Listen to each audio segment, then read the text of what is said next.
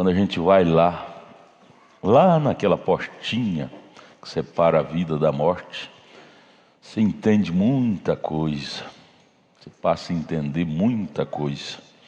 Vê como Salomão diz: tudo aqui é vaidade, nada sou sem o Senhor. Essa frase não se torna mais uma frase decorativa, se torna uma realidade para você quando você vai lá. Jesus nos ajude a ser isso, realidade, crer que é só Jesus mesmo. Vamos nos colocar em pé, vamos ler a Bíblia em São Mateus capítulo 7, verso 24 ao 27. Geralmente nos cultos de domingo à noite, nós pregamos cura divina para o físico. Porém, nesta noite o Espírito Santo me chamou para me pregar a cura divina para o casamento, para o lar. Cura divina para o lar. Então nós vamos falar nesta noite sobre o tema construindo o lar, ou reconstruindo o casamento. Cura divina para o casamento. Vamos dar lugar ao Espírito Santo. Eu creio que todos os lares, casais, sairão curados nesta noite daqui. Eu creio nisto. São Mateus 7, verso 24 ao 27. Jesus disse: todo aquele, pois, que escutar com a alma, escuta estas minhas palavras e as pratica, assemelhá-lo-ei ao homem prudente, sensato, que edificou sua casa sobre a rocha. Rocha é uma pedra, né? E desceu a chuva, e correram rios, e assopraram ventos, e combateram aquela casa, e não caiu, porque estava edificada sobre a rocha, firme, inabalável.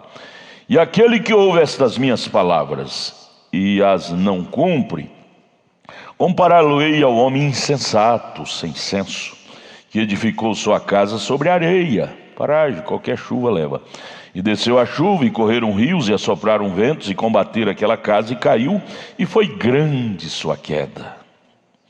Jesus, me ajuda a edificar minha casa na rocha que é Cristo. Amém? Me ajude. Assentai-vos, vamos ouvir a palavra. Construção do casamento. Se você ainda não casou, vamos aprender a construir, não é? Construir. Nós fazemos cursos de pedreiro, de engenheiro, de arquiteto para construir. Vamos fazer o cursinho nesta noite para construir casamento. Vamos às faculdades para fazer a faculdade de engenheiro, arquiteto e construtores civis.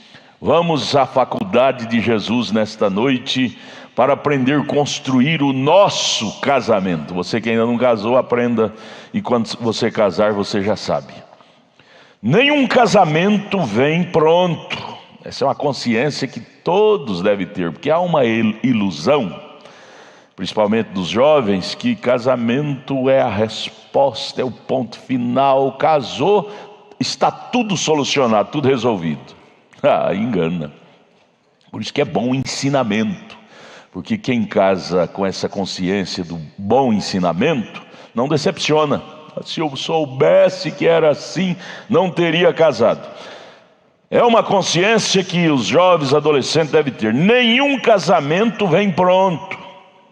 Ele se constrói à custa de muito esforço, paciência, abnegação e dedicação com o tempo de trabalho.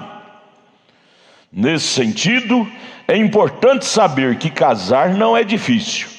O desafio é construir um projeto de vida conjugal duradouro e feliz. Esse é o grande desafio. Casar não é difícil, ir ao altar, pagar a festinha e tal, é fácil. Trabalhando você consegue um dinheirinho e faz. Mas o desafio é construir um projeto de vida a dois, duradouro e feliz. Isto precisa de ser a artista, a arte de ser feliz. Esta arte tem que ser dos dois lados. O matrimônio pode ser uma prisão ou um lugar de liberdade, depende de como você encara, administra aquilo. dependendo dos construtores. Deus não projetou o casamento para ser uma prisão, mas sim um ambiente relacional sadio, prazeroso e seguro. Porém, o casal, um dos cônjuges, pode ter como uma prisão. Oh, coisa difícil é ser esposa, ser marido.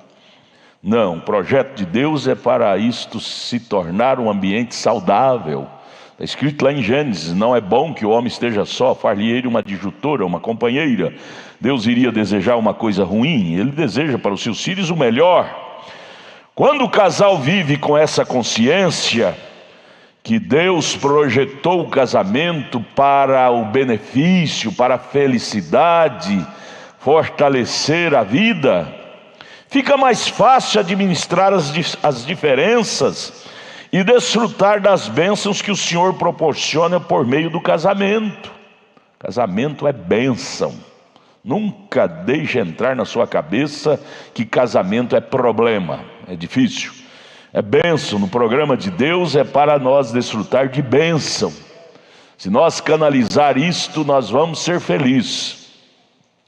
Uma vez que a vida a dois tem início, é importante que o marido e a mulher tenham muita consciência dos aspectos a ela relacionados. E a começar por entender exatamente o que é o matrimônio à luz da Bíblia. O casamento é uma sociedade com autenticação divina. Gênesis 2:24, deixa o homem, seu pai, sua mãe, e unir-se-á sua mulher. Instituição divina. E como em toda sociedade a pessoa que se casa deve prestar contas, porque é uma sociedade, a pessoa que se casa também deve prestar conta de tudo aquilo que envolve o sócio, como lá na empresa, sociedade. Quem não gosta de prestar contas não deve se casar. Dialogar, fazer programa, projetos juntos. Além disto, o casamento é um contrato social entre duas pessoas dispostas a servir em prol de algo, de uma realização. Quem não serve para se casar. Não gosta de servir, só gosta de ser servido. Quem não serve para se casar. A felicidade de um casal depende de quantos dois estão dispostos a servir um ao outro. Existe aquela ideia: vou casar para mim ser feliz. Isso é errado. Você vai casar para fazer ela feliz, fazer ele feliz, servir. Ao servir, automaticamente você vai ser servido. É dando que se recebe. A vida conjugal é ainda a construção de uma nova cultura. Você teve a cultura de solteiro, de solteira, agora você está construindo a cultura de casado. Esqueça da vida de solteiro. Há muitos que casam e querem continuar solteiro. Amizade com moça, amizade com rapaz, solteiro. Não, agora você está construindo uma nova cultura de casado, prestar à sua esposa, ao seu cônjuge. Com base em duas já existentes, quando nós casamos, todos trazemos da família de origem uma bagagem cultural, da qual algumas coisas devem ser mantidas e outras tiradas. Nem tudo você traz da cultura que você foi formado no lar de seu pai e de sua mãe, você deve levar à frente para a sua nova cultura de vivência a dois. Algumas sim, algumas devem ser tiradas. Porque o casamento é uma instituição própria. Você e ela se programa a instalar aquela instituição de viver a dois. O casamento também é um pacto sagrado, social, público e monogâmico. Sagrado porque, pois Deus foi a testemunha principal. Você fez aquela oração a Deus, então você consagrou aquele casamento a Deus, então ele se tornou sagrado. Social, porque tem uma função de responsabilidade perante a sociedade. Público, porque é um compromisso assumido diante das pessoas, e tudo que fazemos publicamente tem um peso de responsabilidade maior. Monogâmico, porque este é o ideal de Deus para o ser humano. Tudo isto mostra que o casamento é uma construção a dois, cujo sucesso depende de muita dedicação e paciência e muito tempo de trabalho. Não se resolve da noite para o dia. É uma construção, construindo. Até velhinho de cabelos brancos ainda estão construindo seu casamento. Termina não, até morrer de velhos. Estão se acertando, tirando as arestas, as diferenças. Você vai ter que perdoar ela, você vai ter que perdoar ele, ter paciência com a diferença dela. Nunca vai se tornar 100% unidade simples. Sempre vai ser uma unidade composta, tratando-se de duas culturas, duas mentes, dois seres. Construção indestrutível. Nós devemos ter isto, o casamento.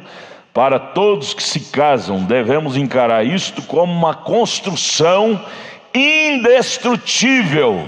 É o que Deus disse lá em Gênesis. Não separa aquilo que Deus uniu. Então é indestrutível, nada pode destruir o meu casamento. Cada um deve dizer isto. É uma construção inabalável, indestrutível. Aleluia, feliz de quem encara um casamento como uma construção indestrutível. Nem a altura, nem a profundidade, nem o dinheiro e nem sem dinheiro vai destruir. Sempre estaremos mais juntos, pois é uma construção indestrutível. Tome esses parâmetros para você ter sucesso. Toda construção sem projeto é perigosa. Por isso você tem que ter projeto para o seu casamento. E a base maior é esta: meu casamento tem projeto, não é uma construção sem projeto. Houve o engenheiro que é Cristo no meio dele, o arquiteto que é Cristo. Portanto, meu casamento é uma construção indestrutível, nada vai destruir. Toda construção sem projeto está fadada a cair, será destruída, será insegura e sem garantias. O casamento é um projeto de Deus, e quando construído de acordo com o que Ele planejou em Sua palavra, o resultado final é alegria, segurança e bênção. Ninguém melhor do que o projetista para dizer como deve ser a construção. E o projetista do seu casamento é você. Você disse: minha construção será inabalável. E continuar com essa ideia até morrer de velho. Nunca para. Como autor do projeto do casamento, Deus pode ensinar como devemos construir uma relação cheia de vida e alegria. Deus tem nos ensinado isto em Sua palavra. Só não aprendemos se nós não lermos a palavra. Os princípios que determinam o sucesso da construção do nosso projeto de vida, um deles está no Sermão do Monte, da montanha, lá de São Mateus 5. Bem-aventurado, desejarmos ser bem-aventurados, né? Manso, humilde, pacífico. Inclusive no que se refere ao relacionamento. O primeiro passo para construir uma família indestrutível é ouvir, ter capacidade de ouvir. Ouvir sentimentos dela ou dele, ouvir o que ele tem a expressar, que ele gostaria de ver ela agindo, ela ouvir ele ouvir ela. Ouvir, a capacidade de ouvir é uma estaca muito forte para construir um verdadeiro casamento. Não só ouvir, mas lutar para se trabalhar a equalizar com o gosto dela ou o gosto dele. Esse é o segredo é um dos segredos do sucesso de qualquer relacionamento, a capacidade de ouvir, não só de falar, mas de ouvir. Quando alguém é incapaz de ouvir a palavra, nem sua oração faz sentido para Deus, sabia disto? Pessoa que não gosta de ouvir a palavra de Deus, a Bíblia diz lá em Provérbios, está escrito em Provérbios 28, verso 9, está escrito assim: o que desvia seus ouvidos para ouvir a lei do Senhor, até sua oração será abominável. Provérbios 28, 9. Quem não tem a humildade para ouvir, coisa linda, eu vejo vocês assentados aqui caladinhos ouvindo, isso é bênção. Você não está incluso em Provérbios 28, 9, isso não é para você. Você tem capacidade de ouvir. E assim é um lar, assim é um casal, assim é um cônjuge. Ouvir um ao outro é um dos parâmetros para construir o verdadeiro casamento. Ouvir. Para ouvir tem que descer de muitos pedestais do ego, sabe? Ouvir é imprescindível, porque é ouvindo que a fé é gerada no coração. Está em Romanos 10, 18. E não há projeto de construção segura sem fé. E a fé vem pelo ouvir e ouvir a palavra. É impossível aprender sem que haja humildade para ouvir. Aprender em todos os itens da vida. O aluno na sala de aula só fica conversando, não ouve a professora, nunca vai aprender a matéria. O crente na igreja fica cochichando e um com o outro, vendo celular, lendo a Bíblia fora da hora. Ele não vai aprender o que o pastor está explicando. E a falta de ouvir leva à incapacidade da maturidade das pessoas em Cristo. Jesus disse: deixem que eu lhes ensine. Mateus 11, 29. O segundo passo é praticar o que ouviu. O primeiro passo é ouvir, o segundo passo é praticar. Nós acabamos de ler isso aqui em Mateus 7, 24. Quem ouve minhas palavras e as pratica é tão sábio como a pessoa que constrói sua casa sobre uma rocha firme. Quando vierem as chuvas e as inundações e os ventos castigarem a casa, ela não cairá, pois foi construída sobre a rocha firme. Mas quem ouve o meu ensino e não as pratica é tão tolo como a pessoa que constrói sua casa sobre areia. Vai cair, qualquer vento, qualquer tempestade que vem, cai. Gente, eu brigo com isso direto. Por que a igreja fulana caiu, a minha tem que cair? Por que o pastor fulano teve problema, eu também tentei me envolver com ele? Não precisa disto. A igreja, ela é autônoma nesse sentido. Como a pessoa que constrói sua casa sobre areia, tola. Quando vierem as chuvas e as inundações e os ventos castigarem a casa, ela cairá com grande estrondo. Acabamos de ler isso, Mateus 7, 24. Isso chama-se sabedoria. Construir sua casa conjugal, sua casa espiritual, sobre uma base sólida, firme. Pode vir ventos. Davi disse no Salmo 91: 1000 cairão ao meu lado, 10.000 à minha direita, porém não abalará minha construção, não abalará meu casamento, não abalará minha casa, porque foi edificada sobre rocha. Rocha. Nós não somos uma Maria vai com as outras. Nessa passagem que acabamos de ler em Mateus 7, 24 ao 27, percebe-se que há grande diferença entre uma construção e outra na prática.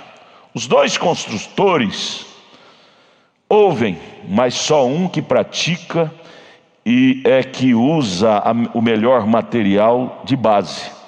Praticar implica submeter-se ao Senhor, seu projeto. Também exige fazer tudo conforme o que está no projeto. Pedreiro que pega o projeto, a planta, traçada pelo engenheiro. Ele diz: não precisa disso aqui não precisa daqui não. Eu tenho um querido irmão que eu fui construir uma casa, ele disse: não precisa dessa fundura não. Passou um tempo, minha casa está toda rachada. Eu já perdoei ele, já perdoei. Mas se o engenheiro mandou, é porque precisa ser observado. Terreno fofo, cede, depois você vai rachar, depois tem que emendar ferro. Irmão, vem cá! Aí emendar ferro, senão a casa cai, racha demais. Não é? Porque não observou o desenho do engenheiro, do projetista. Casas caindo espiritualmente falando, por não observar o projeto do engenheiro, Jesus Cristo. Bases. Ah, Pai do céu, ajude-nos a ser mais observadores. Também exige fazer tudo conforme o que o engenheiro projetou. Jesus oferece os melhores materiais para a construção do nosso projeto da vida conjugal e familiar. Jesus nos oferece os melhores materiais. O que é? O que são?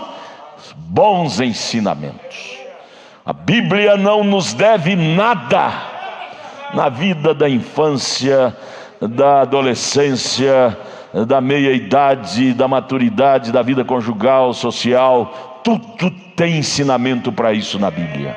Como ser empregado, como ser patrão, tudo tem na Bíblia bons ensinamentos. Veja, Jesus oferece os melhores materiais para a construção do nosso projeto de vida conjugal, familiar. São eles, alguns deles: sensibilidade, humildade, justiça, misericórdia, transparência e pacificação e resistência alegre. Vamos ver? Sensibilidade seria o piso da casa. Humildade seria a pedra principal do alicerce. Justiça seria a coluna da casa. Misericórdia seria os tijolos da casa. Transparência seria a cobertura da casa. E resistência alegre seria as portas e janelas. Vamos ver cada item. Sensibilidade é o piso, é onde você pisa, sustenta você. Sensibilidade, que é o piso, é a capacidade de chorar, ser sensível com o sentimento do outro, da outra. É a capacidade de chorar, de sentir e de se emocionar. Chorar com os que choram, emocionar, alegrar com os que se alegram. Em qualquer área da vida, os caminhos acabam quando termina a capacidade de chorar e de se arrepender. Quem perdeu o valor do choro e do arrependimento, perdeu a oportunidade de ter novos caminhos para andar com segurança. Perdeu a sensibilidade. Não tem sensibilidade com o sentimento do outro. Ela morrendo e ele lá insensível. Ele morrendo e ela lá mastigando chiclete. Falta de sensibilidade com sentimentos do próximo. Isso destrói vida a dois. O choro do arrependimento sincero leva à reconstrução daquilo que foi destruído. Volte, diga: Jesus, me dê sensibilidade. Eu estou muito seco, não tenho sensibilidade. Pessoa morrendo ao meu lado, eu, como diz o ditado, não estou nem aí. Me volta a ter sentimento. Às vezes existe a morte de sentimento. Laodiceia, nós estamos vivendo nesse cenário hoje. Pessoas passam, pula por cima de defunto na calçada, na rua, e passa e não tem um pingo de sentimento, como o bom samaritano teve com aquele que estava caído. A crise, estamos vivendo em crise de sentimentos. Chorar com os que choram, sorrir com os que sorriem. Isso é sentimento. Humildade seria a pedra principal do alicerce, sustentar o peso. Sem humildade você não aguenta peso, qualquer coisa você, né?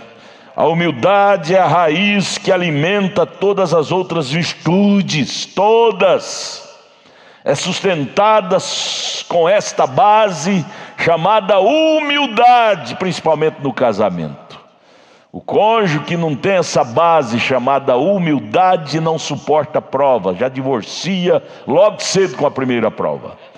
A humildade deve ser buscada de Deus. Deus me deu humildade para ver e ignorar coisas, ouvir e ignorar, e amar e perdoar, porque senão, Senhor, eu vou destruir minha construção do meu casamento.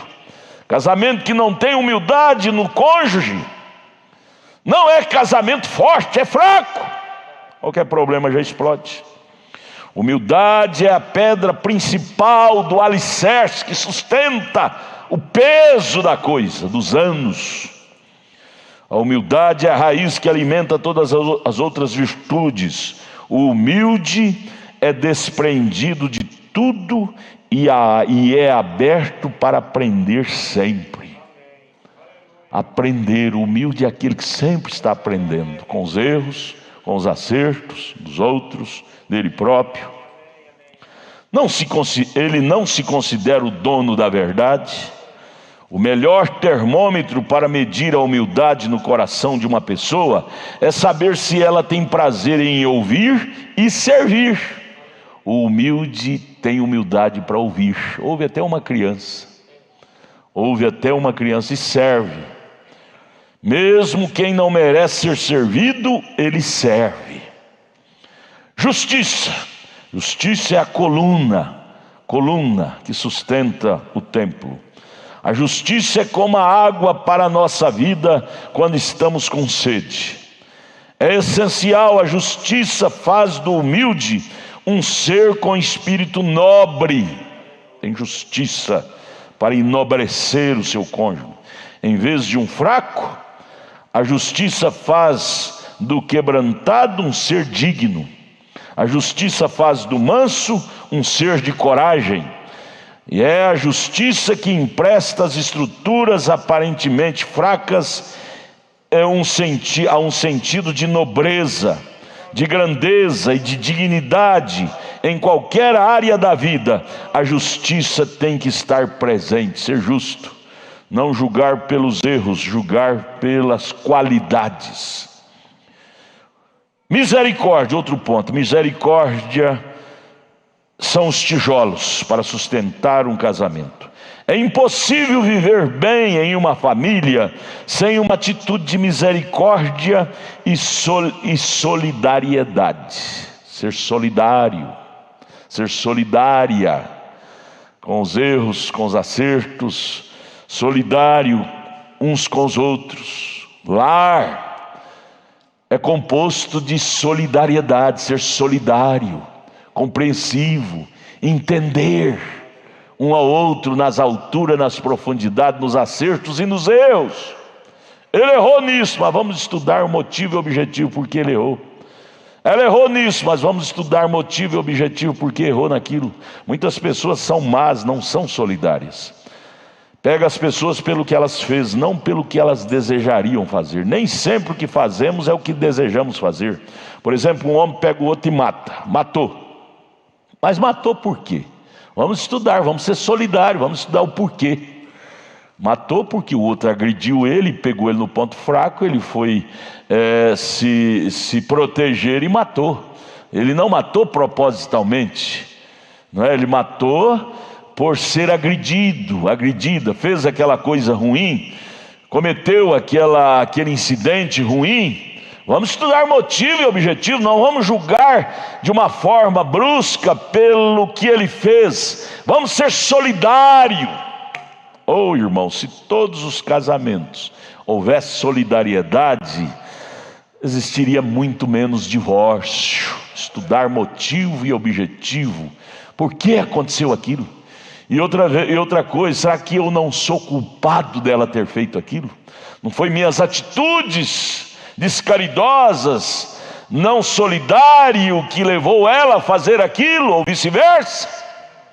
Sabemos pinchar, mas não sabemos ser solidário. Estudar motivo e objetivo é solidariedade. É com misericórdia que se lida todos os dias com a ambiguidade, as incoerências do outro. O que fazer com um filho que não vai bem na escola? O que fazer com a filha que errou, mas quer melhorar? Errou, porém quer melhorar. Vamos colocá-lo em prisão, em castigo? Ele errou, mas diz: papai, eu errei, mas eu não queria errar. Falta de solidariedade. Temos histórias verídicas, pais que não tiveram solidariedade com o filho, levou o filho a se explodir de doença do coração, a infarto cardíaco, e amanheceu morto. Temos aquela história tremenda, verídica, daquele filho que estava indo na escola com os amiguinhos e passava todo dia sobre um aterro de uma represa. E aquele filho voltando com o amiguinho, o amigo foi tomar banho na represa, e aquele menino estava afogando, morrendo, e aquele filho pulou lá e para salvar o menino que estava morrendo afogado, e conseguiu tirá-lo, só que ele molhou todinho, ficou todo molhado. O pai dele tinha dito para ele não tomar banho na represa, senão apanhava. E ao ele chegar em casa todo molhado, o pai, já sem solidariedade com o menino, disse: vai para o quarto e depois nós vamos acertar. Eu disse para você não tomar banho naquela represa, e você tomou, todo molhado. Não deu tempo do filho conversar e explicar por que ele estava molhado. Vai para o quarto, vai dormir, troca de roupa e amanhã nós vamos conversar. O filho ficou tão preocupado que ele ia apanhar do pai no dia seguinte, e aquela preocupação trouxe um tumulto emocional para aquele menino. Sabe o que aconteceu? Ele tinha tendência para esse tipo do coração, teve um infarto, no dia seguinte amanheceu morto. Aí os meninos vieram no dia seguinte para o funeral do garoto, os meninos da escola, e começou a contar a história, por que tudo aconteceu. Oh, aqui está o Joãozinho, estava morrendo afogado, e o Pedrinho pulou lá e resgatou o Joãozinho, e não deixou o Joãozinho morrer. Ele molhou todo, oh, Pedrinho salvou o Joãozinho. Quando o pai parou para ouvir a realidade do motivo e objetivo, porque o filho chegou molhado em casa, estampou num choro, mas já era tarde demais. Por não ser solidário, praticamos assassinatos, divórcios, matanças, maneiras cruéis. Solidariedade é ouvir as pessoas explicar por que aconteceu aquilo, e estudar motivo e objetivo, por que aquilo sucedeu. A falta de solidariedade tem destruído muitas famílias preciosas. E com o cônjuge que está com dificuldade de ser o que desejaria ser, deve também aplicar misericórdia, solidariedade, porque ninguém nasceu perfeito. Estamos construindo a perfeição. Chegaremos lá sim, mas enquanto estamos aqui, estamos nos trabalhando aquilo. Por que ele errou? É porque ele não é perfeito. Por que ela errou? Porque ela não é perfeita, porém ela está construindo a perfeição, ela vai melhorar. Ele vai melhorar. Isto é ser solidário e ser misericordioso. Com a medida que você mede o outro vai te medir, viu? Você começa a medir com crueldade, quando você precisar de misericórdia, você não vai ter alguém com aquela medida para te medir. Transparência, outro item que deve haver no casamento. Transparência para a casa seria a cobertura da casa, que protege. Coração puro, uma consciência limpa que pode nos dar a visão de Deus na família. Isso traz pacificação, seria o cimento, é a base para sustentar as paredes. Transparência, você ter uma vida transparente, nada escondido. Seria a cobertura, a proteção. Transparência é a proteção. Para que fazer escondido? Para que tem que pôr no celular senha?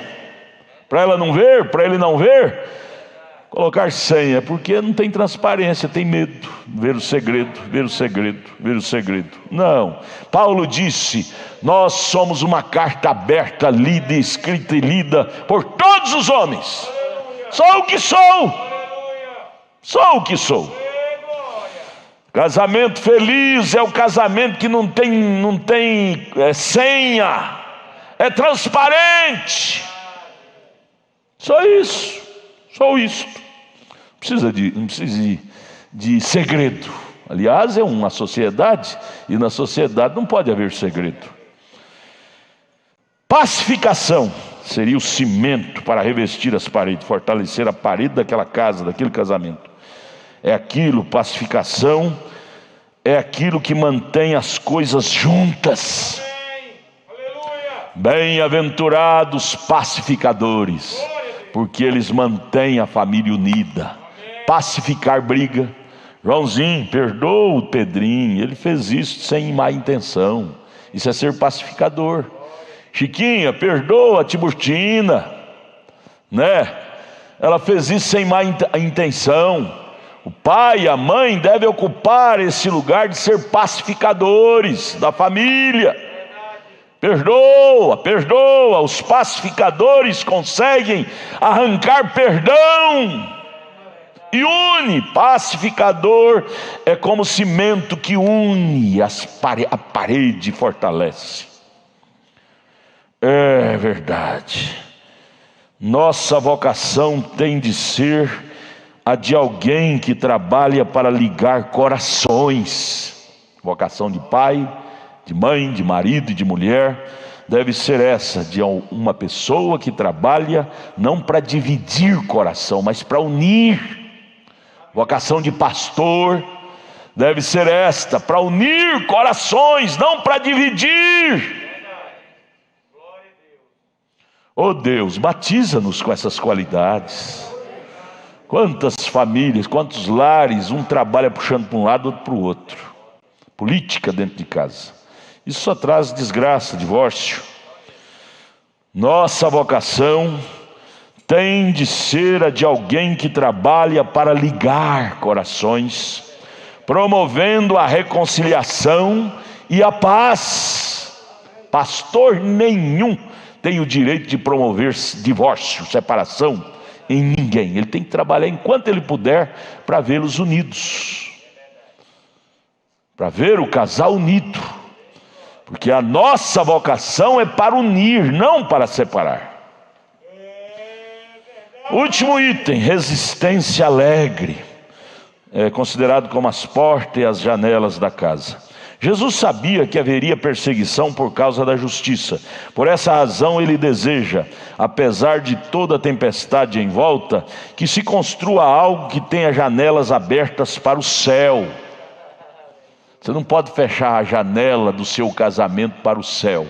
Você tem que deixar a janelinha aberta. Jeremias 33:3 diz que o telefone, diz que para o céu, janelas abertas para o céu. Feliz é aquele que, apesar de tudo, consegue deixar as janelas e as portas abertas para Deus. Senhor, entre pela porta da minha casa, entre pelas portas e pelas janelas da minha casa, porque onde o Senhor entra, eu sei que só vai promover paz, felicidade, unidade da família. Portas abertas, que é capaz de demonstrar alegria e olhar para as coisas maiores do que uma eventual perda imediata. São construções, itens que constroem um lar, um casamento, uma vida indestrutível.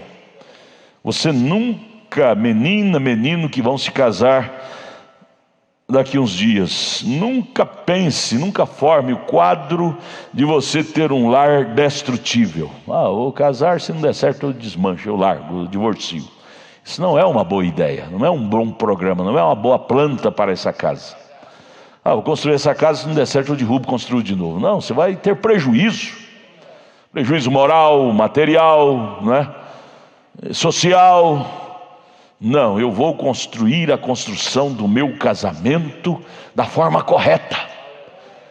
Para que errar se eu posso fazer certo? Para que fazer errado se tem como? Se eu tenho planta correta para fazer certo? Para que fazer de qualquer jeito se pode fazer correto? Eu tenho Bíblia, tenho mensagem. Coloque essa base no seu coração, menina, menino, e vocês que casaram da mesma forma. De hoje em diante, meu casamento será uma construção indestrutível. O que Deus uniu, o homem não pode separar. Senhor, entra na minha casa. Entra na minha casa, entra no meu casamento. Não tem sentimento tão terrível do que um homem, o coração de um homem desfamiliarizado. É horrível. Eu tenho visto e eu choro por detrás quando eu vejo um homem desfamiliarizado. Viaja, fica uma semana, um mês fora, não tem ninguém esperando ele na casa dele. Chega em casa, o sapato está do jeitinho que ele deixou, a cama, se ele deixou desarrumada, está desarrumada. É horrível. Deus disse lá em Gênesis: não é bom que o homem esteja só. Mas por que está só? Porque um dos cônjuges deixar o seu casamento ser destrutível. Não há sentimento mais ruim do que vida a sós. Homem desfamiliarizado, mulher desfamiliarizada, é horrível. Isso não é bom. Não é bom. Diga: Jesus, me dê inteligência para reconstruir meu casamento, valorizar mais meu cônjuge, ser forte e gozar de felicidade. Felicidade não é ter dinheiro, felicidade é ter paz, é ser uma pessoa que tem paz, alegria de viver. Muitas pessoas com bolso cheio de dinheiro e não têm alegria de viver, por isso suicidam, se matam. Felicidade é ter paz, e para ter paz custa um preço, custa a construção da sua paz, construção do seu casamento, construção da sua vida cristã. Tudo tem um preço, porém nós seres humanos não queremos pagar o preço da construção, razão pela qual não temos paz, porque não queremos pagar o preço. Sem preço não tem valores, não adquire-se valores sem pagar o preço. Preço da abnegação. Por que José do Egito foi um homem tão feliz, tão de sucesso? Porque ele foi um homem determinado em pagar o preço. Ele disse não para aquela oferenda errada, e ele só ganhou por aquilo. Só promoveu, subiu até ser o segundo homem do Egito, porque ele pagou o preço de dizer não. Às vezes dizer não é um preço caro. Para José custou prisão. Quantos anos ele ficou lá na cadeia, irmão? Cadê o meu auxiliar? Não está aqui, né? Mas custou um preço de muito tempo na cadeia, lá no calabouço, por dizer não. Mas ele tinha paz de consciência. Ainda que eu estou nesse calabouço, mas eu não tenho peso de consciência com a mulher de Potifar. Isso é ser feliz. Eu tenho certeza que José era feliz com a sua consciência lá no calabouço. Fisicamente falando, ele estava definhando, apodrecendo as pernas naquele barro podre lá, que era o calabouço da prisão de Faraó. Mas com a sua consciência ele tinha paz. Foi jogado ali injustamente, ele não tinha culpa. O que tira a paz do homem é a culpa. José não tinha culpa, portanto ele tinha paz de consciência. Não tem riqueza maior do que ter paz consigo mesmo, ainda que injuriado, apedrejado, porém você diz: eu estou feliz, eu estou em paz, eu não devo isto. Meu maior tribunal é minha consciência, e minha consciência não me cobra, eu não devo. Eu tenho paz. Mesmo no calabouço, José tinha paz. Mesmo na cova dos leões, Daniel tinha paz. Mesmo na fornalha, Sadraque, Mesaque e Abednego tinha paz. Eles não tinham peso de consciência, não devia aquilo que era atribuído de dívida a eles. Isso tem preço. Dizer não ou dizer sim é preço. Dizer sim para Cristo é dizer não para o pecado. E isto custa um preço. Custa um preço. Você vai perder amigos, família. Eu não gosto daquele pastor. Eu não gosto daquele marido. Eu não gosto daquela mulher. Por que não gosta? Vamos ouvir motivo e objetivo? É porque ela prefere a paz do que ser uma Maria vai com as outras. É porque ele prefere a paz do que ser um Mário vai com os outros. Você não deve preocupar com a sua reputação que os outros têm de você. Você deve preocupar com a reputação da sua consciência para com Deus. Pense de você o que queira pensar. O importante é você construir seriedade em sua vida, porque afinal de contas você prestará conta a Deus. Isto é construindo o seu lar, o seu casamento, sua vida cristã. Isso é valor, e para adquirir valor paga-se um preço. Poucos estão dispostos a pagar o preço. Por isso se enredam em coisas e em coisas e em coisas. Mas quem está disposto a pagar o preço evita muitos enredos. Evita muitos enredos. Que Deus nos batize com essa consciência de responsabilidade. Construir. Vamos ler de novo agora. Fica mais claro, mais viva essa leitura que lemos no início. São Mateus 7, 24 ao 27. Vamos ler para nós encerrar? Todo aquele, pois, que escuta estas minhas palavras, Jesus dizendo, e as pratica, assemelhá-lo-ei ao homem prudente, que edificou sua casa sobre a rocha. Esse homem prudente, essa mulher prudente é você. Diga, Senhor, eu quero ser essa pessoa prudente. Edificar minha casa espiritual sobre essas bases seguras, porque fazendo isto eu não vou ter medo de tempestade, eu não vou ter medo de alvoroços. Muitas pessoas se abalam com alvoroço. A casa do vizinho está caindo, a igreja do vizinho está caindo, problema deles. Eu tenho minha casa edificada sobre a rocha. A Martinha lá no mastro do navio, tempestade batia, ela cantando, seus cabelinhos loiros, o vento jogando para cima, ela cantando lá no mastro do navio, e tempestade batendo, as ondas batendo no casco do navio para lá e para cá. E aí vem um dos tripulantes e disse, Martinha, menina, você não está vendo que o navio está correndo risco de afundar? Desça daí, vem para o porão. Ela disse, não, eu não preciso ter medo, eu sei quem está no comando desse navio. Ela disse, é o papai, eu confio no papai. Eu não tenho que temer, eu confio naquele que está comandando a máquina. Aquele que edifica sua casa sobre a rocha não tem por que ter medo. Aí o moço vai casar. Aí vem os pessimistas, você vai casar? Seu pai não deu certo, sua mãe não deu certo, seu tio não deu certo, sua avó não deu certo no casamento, você não tem medo não? Ele disse, não, eu estou edificando minha casa sobre a rocha. Se meu pai, meu tio, meu avô não edificou, eles não são meus modelos.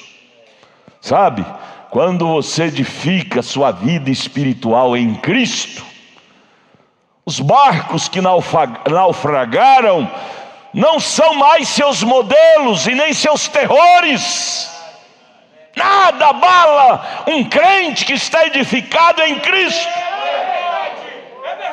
Nada amedronta um casamento que edificou em Cristo suas bases. Agora vendo, descendo a chuva, correram rios e assopraram ventos e combateram aquela casa, e não caiu, porque estava edificada sobre a rocha. Queira edificar sua vida nesta rocha. Jesus é a rocha das eras. Milhares de cristãos durante as eras edificaram seus lares, seus casamentos sobre esta rocha que é a Bíblia. Por isso deixaram legados. Legados. Vamos ver um legado? Abra sua Bíblia aí, um legado de um casal que construiu seu casamento nesta rocha. Abra sua Bíblia em 1 Pedro 3. Primeira epístola do apóstolo São Pedro, capítulo 3. Você vai ver aqui o legado de um casal que edificou sua casa sobre a rocha. Por isso deixou esse legado, essa história tão forte, tão linda, tão maravilhosa.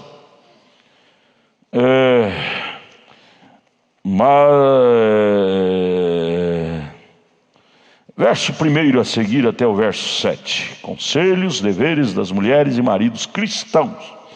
1 Pedro capítulo 3. Semelhantemente, vós mulheres, sede sujeitas aos vossos próprios maridos, para que também, se alguns têm obediência à palavra, pelo porte de suas mulheres, sejam ganhos sem palavras. Ou seja, se alguns não obedecem à palavra, pelo porte de suas mulheres, sejam ganhos sem palavras, sem insistência dela. Veja, isso é uma mulher que edificou sua casa espiritual sobre esta rocha que é Cristo. Ela ganha o marido sem palavra. Você tem que ser crente, não é? Não é casamento jugo desigual. Ela aceitou a palavra já casada, não é? Considerando a vossa vida casta em temor. O marido é ganho a observar o comportamento daquela mulher cristã. Gente, gestos prega mais alto do que palavras. Vida prega mais alto do que palavras. Aí vem: o enfeite delas não seja no exterior, no frisar dos cabelos e no uso de joias de ouro, de compostura de vestidos, mas o homem encoberto no coração, no incorruptível trajo de um espírito manso e quieto, que é precioso. Espírito manso e quieto é precioso diante de Deus. Porque assim se adornavam também antigamente as santas e os santos, as santas mulheres que esperavam em Deus e estavam sujeitas a seus próprios maridos, como Sara. Sara obedecia a Abraão, chamando-lhe Senhor, da qual vós, virou para nós, diz: vós, as mulheres, vós sois filhas, fazendo bem, não temendo nenhum espanto. Casamento de Sara e Abraão. Eu não creio de jeito nenhum que Abraão era um delegado. Sara, você tem que me obedecer. Eu não creio nesse tipo de casamento de cobrança, irmão. A Bíblia não dá margem a isso. Aí acabamos de ler esse estudo aqui, que casamento pode ser um céu e pode ser um inferno. Pode ser um ambiente de paz, pode ser um ambiente de prisão. Eu não creio que o casamento de Abraão e Sara era prisão, nem para um lado nem para o outro. Casamento com cobrança não é, o que precisa de cobrança não é casamento. Eu não creio que Sara obedecia a Abraão com medo de Abraão. Não, ela obedecia por respeito ao seu cabeça. Abraão nunca cobrou Sara obediência, fidelidade. Marido que precisa cobrar fidelidade à esposa, isso não é casamento. Não é casamento. E mulher que precisa cobrar fidelidade ao marido, isso não é casamento. O casamento edificado sobre a rocha é casamento sem cobrança. Ele confia nela, ela confia nele. Casamento precisa estar atrás das moitas, observando, pondo espiões. Hoje tem até espiões pagos para vigiar marido, vigiar mulher. Gente, então separe logo. Não confia, para que casar? Nem deveria ter casado. Casamento não é fardo pesado. Casamento é coisa mais linda que existe, é a instituição mais linda que existe. São fiéis um ao outro sem cobrança, mas ligado pelo elo da humildade, da sensibilidade, da generosidade, não é? E assim, reticência. Um está ligado ao outro sem cobrança. Olha, se eu ver de novo você olhando para aquele homem, saiba, você será uma mulher divorciada. Se eu ver de novo você olhando para aquele homem, para aquela mulher, você vai ser um homem divorciado. Isso não é casamento edificado sobre a rocha. Casamento edificado sobre esta rocha que é Cristo. Ele confia, ele descansa, ele repousa, ele tem paz, ele tem segurança, ele vive vida saudável, ele não vive uma vida tensa, depressiva. Será o que está fazendo? Aí tem que ter câmera na casa para ver, no carro para ver onde ele saiu, com quem saiu, e cheirar a roupa, cheiro de quem? Você não está com o meu cheiro, você está com um cheiro estranho. Fulano falou que te viu com outra pessoa. Quem é a pessoa? Quando você ouve muita pergunta, é porque há muita desconfiança. Eu não creio muito em casamento que exige muita pergunta, bisbilhotagem. Quem é que estava com você? O que você estava fazendo? Onde você estava? Isso não é casamento edificado na rocha. Cristo só traz paz, não traz desconfiança. Vamos ficar em pé, vamos orar. Jesus, diante destas palavras colocadas diante de nós, pedimos, Pai, tira os demônios dos lares, demônios do ciúme, demônios das desconfianças, demônio do ódio, da falta de amor, da falta de benevolência, da falta de sinceridade, de humildade. Tira esses demônios dos casamentos e traga Cristo para o centro dos lares. Ressuscite estes casamentos destruídos, Pai. Revitaliza-os de novo. Em nome de Jesus Cristo, que haja vida nesse lar morto, nesse casamento morto.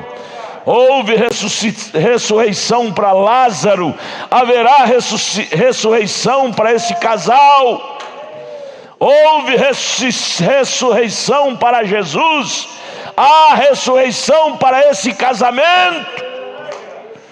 Agarrando-se à palavra do Senhor, Pai, tire toda a desconfiança, todos os ciúmes, e traga fé, confiança no outro. E assim aquele casal exalará paz na casa, e os meninos terão paz.